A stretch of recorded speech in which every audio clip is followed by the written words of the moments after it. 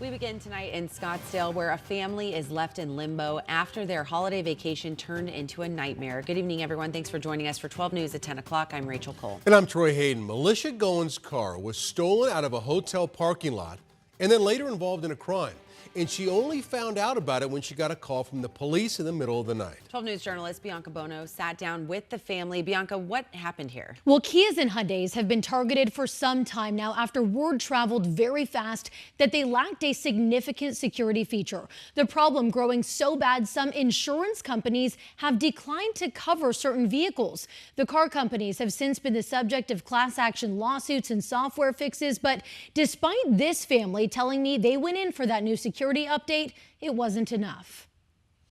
It was a silver Hyundai Sonata. Melissa Goins, alongside her wife Lorraine Fontaine, talking about their family car, a car they were proud of. We recently paid off our car. Our car was outright ours, and we actually put some work into it. We put a brand new engine into the car and a brand new security system. But they say that security system, part of Hyundai's new anti-theft upgrade, failed them this holiday season. I just had this moment of, this is Christmas Eve. Like, why is this happening? On December 20th, their family drove from the Valley to Las Vegas, staying at the Circus Hotel before catching a flight to Canada. They left their car at the hotel, but around 2 a.m. Christmas Eve, they got a call from the Las Vegas Police Department. An officer was explaining to me that my car had been in a hit-and-run collision and was abandoned. Not only was their family's only car gone, it was at the center of a crime. Everyone's on holiday, and I was told by the officer that that's the ideal time that they like to strike for that reason alone. They rushed back, but have been unable to get answers about when they can get their vehicle and if it's even in drivable condition, making an insurance claim challenging. Right now, they say police have a hold on their vehicle, so they can't get it out of impound. I think that that's what we're struggling with the most. I mean,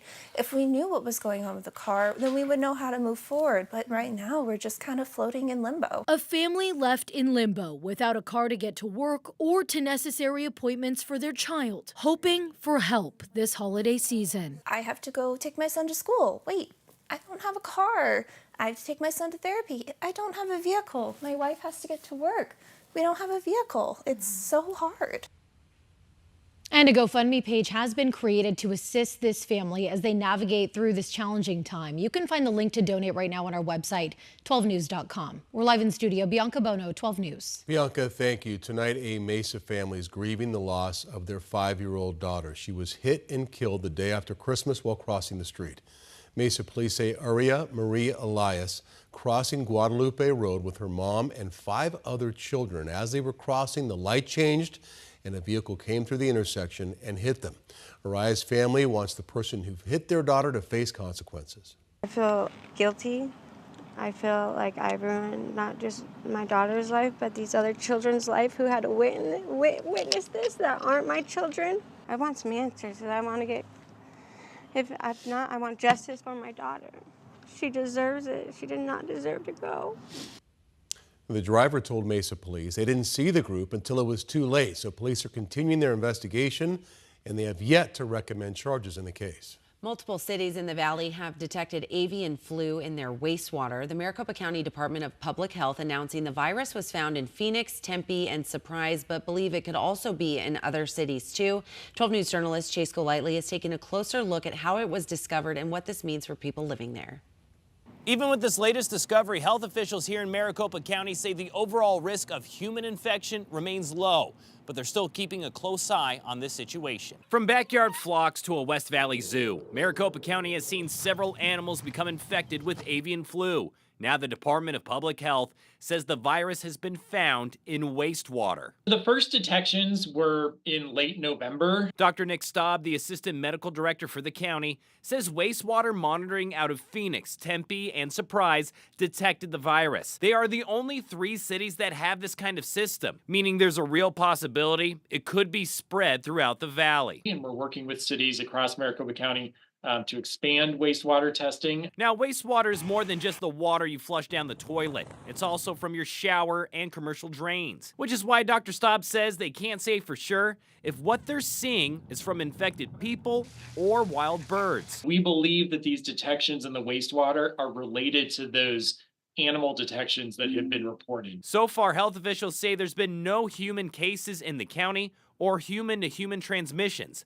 Dr. Michael White, the chief clinical officer at Valleywise Health, says their hospitals are busy, but not with bird flu. We've seen a lot of influenza, a lot of RSV, but nothing that has been the avian flu. Still, they're preparing for that possibility. It is that mutation that we worry about, that the virus will change itself in some ways, that then it will be able to easily be transmissible between human to human contact. For right now, doctors say the risk remains low for people, unless you work directly with sick or dead animals. Brittany Thomas, who runs a hatchery in Queen Creek, is taking precautions to keep her and her chickens safe, like keeping them in their enclosures. That prevents wild birds from eating their food and drinking out of their water, which is how diseases are mostly spread. And other animals on the lookout. As soon as they see a wild bird try to come into their territory, they chase it off. Knowing the possibility of bird flu happening to them is real. Protecting my flock from disease is always on my mind. Only 2 people have tested positive for bird flu here in Arizona. They were workers at a poultry factory out of Pinal County and have since recovered. We're in Phoenix tonight. Chase Golightly, 12 News. Chase, thanks for the latest there. The wait is almost over. ASU fans, the Sun Devils gearing up for their college football playoff matchup against Texas this Wednesday. A busy day in Atlanta today with players and coaches speaking at Media Day and fans starting to arrive ahead of the Peach Bowl. Cameron Cox covering the big game for us and has more from Mercedes-Benz Stadium in Atlanta. Cameron. We woke up a sleeping giant. That is a direct quote from ASU freshman quarterback Sam Levitt. The Devils arriving to Peach Bowl Media Day, confident and funny.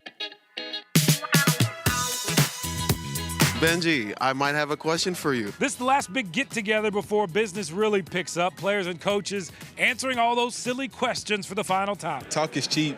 Good whiskey costs good money. Look at his bling around his neck. It's not mine. Borrowed it from a teammate? Yeah, I'm borrowing it from a teammate. I'm the fastest D tackle in the nation, and I'm culling fight. How many times do I got to tell him? So who is impersonating you there? Jeff Clark. He said he wanted to see what it'd be like to be like me. Still act like a 5-year-old kid, you know, when I'm in my own groove. I was in the swimming pool, and I was going under the water, seeing how long I can hold my breath. A full day in Atlanta. Both teams practicing for the final time before the Peach Bowl. Texas practicing inside of Mercedes-Benz Stadium. It is all decked out and ready to roll. ASU practicing down the street at Georgia Tech.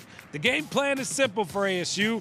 Run, scat, run. We played in 13 games, and I've been the target on each one, so I'm not too worried. We're going to play our game. We got to continue to do what got us here, and, getting Scat the ball and just get in the way. I mean, that's what Scat says a lot of the time, to just get in the way and he'll do the rest. All right, here's the schedule for Tuesday. Both head coaches going to meet with the media for the final time. We'll also catch up with some Sun Devil fans and some ASU legends before New Year's Eve, and then kick off New Year's Day Wednesday morning at 11 a.m. In Atlanta with the Sun Devils, Cameron Cox, 12 Sports. We love it. Cam, thanks so much. Tomorrow, though, on New Year's Eve, it is the return of 12 Sports Locker Room ASU Championship Chase. We'll have everything to get you ready for the Peach Bowl live from Atlanta. Tune in at 6:30 tomorrow, only on 12 News and 12 Plus. Switching gears on you here, Perryville Women's Prison is 25 miles west of downtown Phoenix. About 3,000 women are behind its walls, serving time for a variety of crimes. 12 News got a look at a unique program happening there. A combination of education and competition, preparing these women for life after prison. And it might look a little familiar.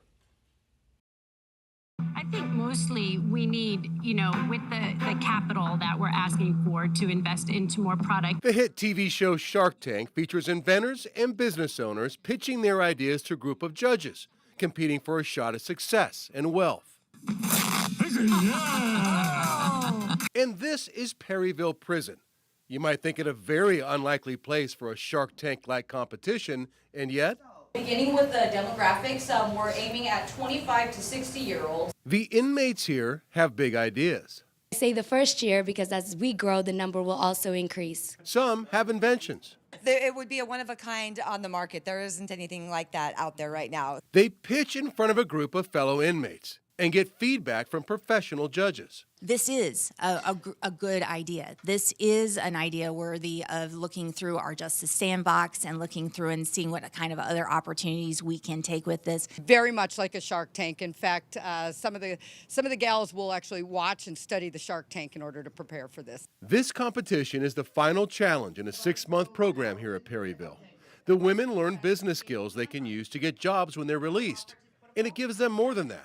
People come into prison and we get lost in the system, you know? We get forgotten about.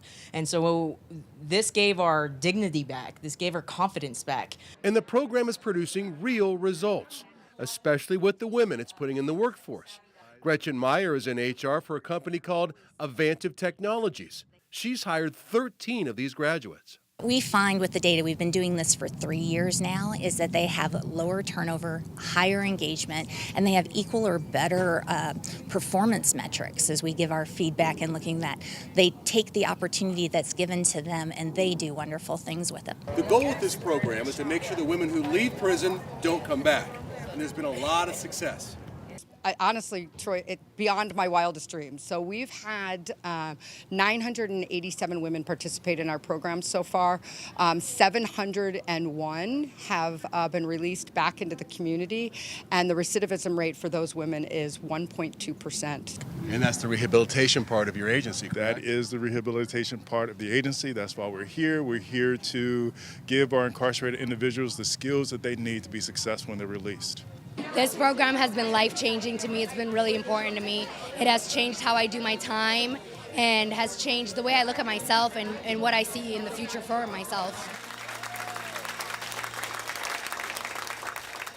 Yeah, it's a really interesting program. So the Televerdi Foundation puts this program on, and you heard the success rate. Only 1 out of 100 women who graduate from that program end up back in prison, right? I mean, it's incredible. And as you said, the woman running it was a former inmate. Yeah. So who better to teach these girls, you know, what to do and how to do it correctly than somebody who's already been through the system. Yeah, and the woman who runs HR for that one business is saying, look, these are motivated women when they get out of here. They know they're getting another chance, Yeah. and they want to make the most out of it. Low turnover and high engagement. I love it. What a great program. story. Yeah. Yes.